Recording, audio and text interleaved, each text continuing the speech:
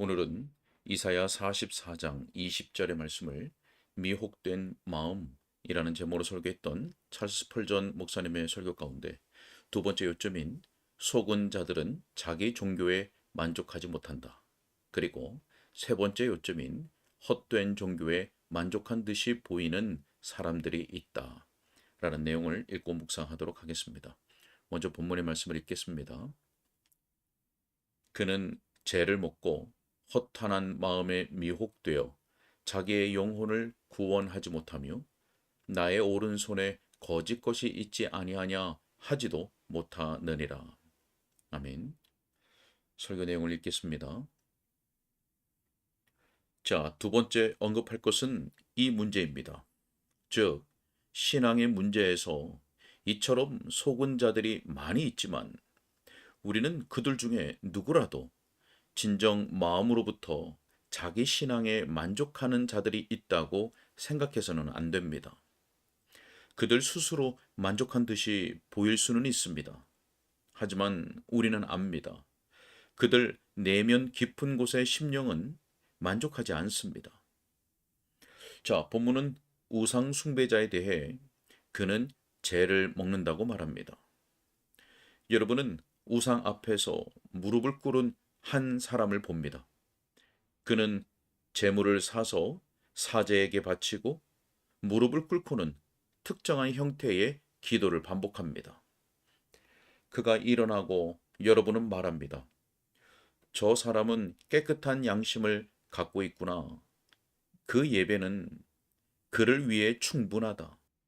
그는 잠자리에 둘 수 있고 밤에 평안히 쉴 수 있을 것이다. 그는 자기 신에게 기도문을 읽었고 받아들여질 만한 엄숙한 기도의 노래를 불렀기 때문이다. 틀림없이 그는 종교의 모든 형식과 의식들과 더불어 양심의 평안을 가질 것이다. 하지만 우리는 사물의 표면만 보기가 쉽습니다.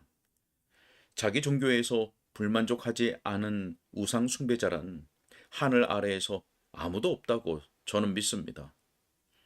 저는 인간의 본성이 타락하였음을 충분히 알고 있으며 인간 이성은 어두워지고 맹목적이 되었음을 압니다. 하지만 저는 한 줄기의 광선도 들어오지 못할 정도로 우상 숭배자의 이성이 완전히 캄캄하다고 믿지는 않습니다. 그러므로 이따금씩은 저 불쌍한 사람도 자기가 경배하는 나무 조각이나 돌 조각보다 더 높고 뛰어난 하나님이 계심을 인식한다고 저는 믿습니다. 제 자신의 마음이 구주 없이는 평안을 누릴 수 없기 때문에 다른 사람의 마음도 마찬가지라고 저는 생각합니다. 저는 이방인의 정신에도 자기 종교에 완전히 만족한 상태에 머물지 못하게 할 정도의 빛은 있다고 생각합니다. 본문이 말하듯이 그는 죄를 먹는다는 말씀이 사실입니다. 그는 자기 종교가 잿더미 위의 쓰레기에 불과하여 그를 만족시키는 것이 아니라 오히려 그의 품위만 떨어뜨리는 것임을 틀림없이 알고 있습니다. 자, 로마주의자도 꼭 마찬가지입니다.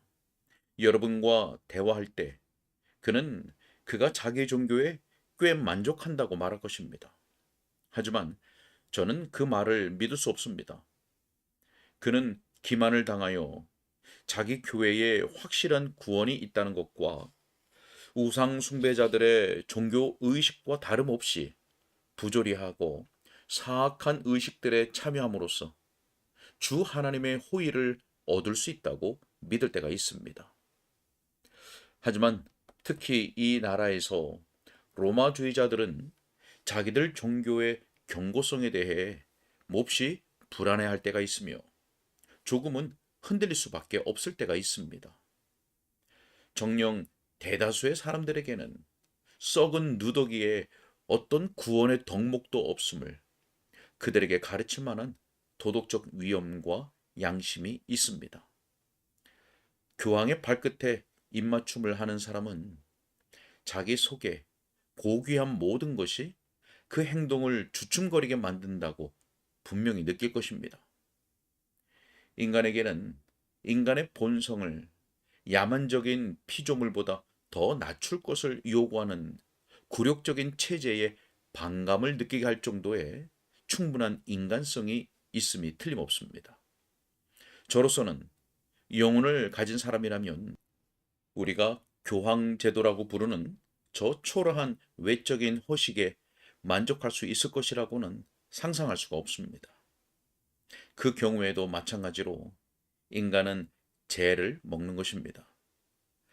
비록 그가 만족하는 신용을 해도 그는 자기 종교에 만족하지 못합니다. 자, 이번 경우에 저는 더 큰 확신을 가지고 말합니다. 무신론자의 경우에도 마찬가지입니다. 그는 죄를 먹습니다. 그는 자유사상가로서 아주 만족한다고 말합니다. 그는 여러분에게 대담한 얼굴 표정을 지어 보이며 여러분의 두려움을 비웃습니다. 죽음에 대해, 그리고 죽음 이후에 닥쳐오는 모든 것에 대해 그가 대체 그런 일들에는 신경이나 쓴답니까? 그는 보모의 이야기에 놀랄 정도의 어린애가 아닙니다. 그는 십자가에 달리신 그리스도에 관한 이야기를 믿느니 차라리 환타지 소설의 이야기를 믿으려 합니다. 그는 종교인들이 말하는 것을 믿지 않을 것입니다. 그는 자신의 현재 위치에, 현재의 자기 모습에 상당히 만족합니다. 하지만 폭풍 속에서 배에 탄 그를 보십시오. 거기서 그가 하나님께 부르짖으니 어찌된 일입니까?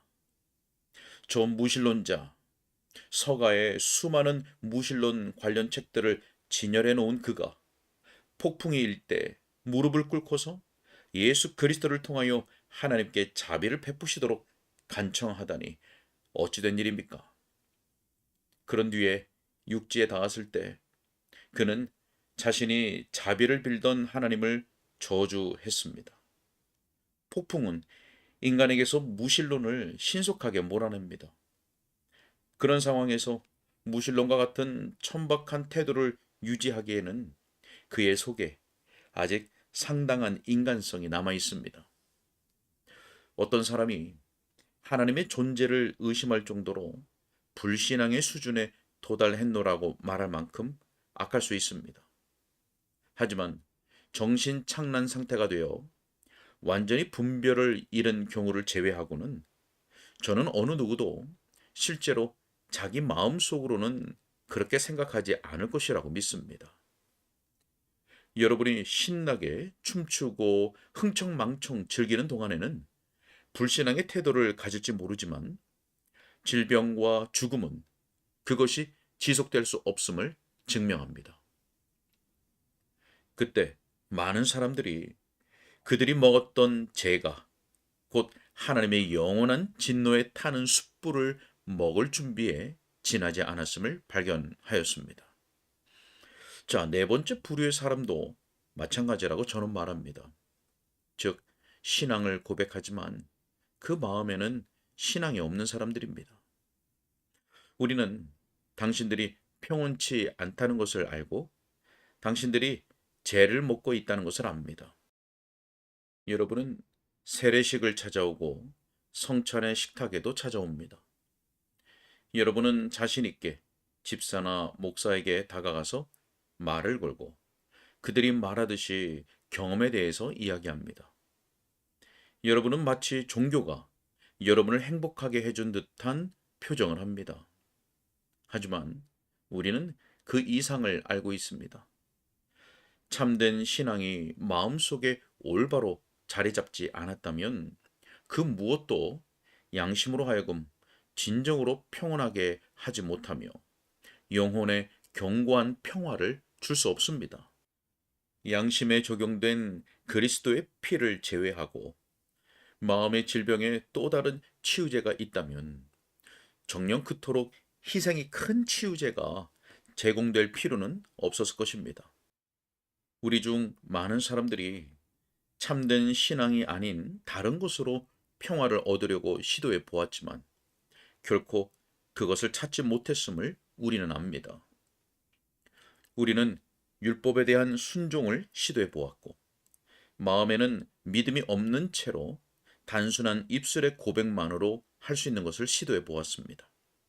하지만 그리스도께 오기까지 우리는 결코 안식을 찾을 수 없습니다. 그러므로 우리는 여러분이 우리보다 더 많은 안식을 가졌다고 믿지 않습니다. 우리는 여러분이 허탄한 마음에 미혹되어 죄를 먹고 있다고 믿습니다. 하지만 세 번째로, 이 모든 사람들이 그들의 헛된 종교에 매우 만족한 듯이 보이는 것은 이상한 일입니다. 우상숭배자, 로마주의자, 무신론자, 형식적인 신앙 고백자, 이 모든 사람들이 그들 자신과 그들의 망상에 매우 만족한 듯이 보이며, 이따금 우리는 어떻게 이럴 수 있는지 놀랍니다. 우상숭배자는 어떻게 나무 한 조각을, 즉 그 일부는 방금 자신의 솥을 끓이는 땔감용으로 쓰고, 또 다른 일부는 자신이 앉는 의자를 만드는 데 썼던 목재 중에서 나머지 한 부분이 신이 될 수 있다고 생각할 수 있을까요?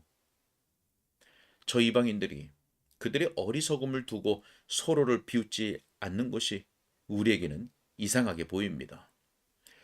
어느 옛 시인은 어느 포도원에 세워진 한 우상의 입에 이러한 풍자적인 말을 새겨 놓았습니다. 전에 나는 나무 한 토막이었고 쓸모없는 목재였으나 목수가 나를 식탁이나 연장으로 만들기를 주저하더니 결국 그가 나를 신으로 만들었다. 자, 우리는 이방인들이 그토록 어리석은 미신에 어떻게 만족을 얻을 수가 있는지 묻고 싶습니다.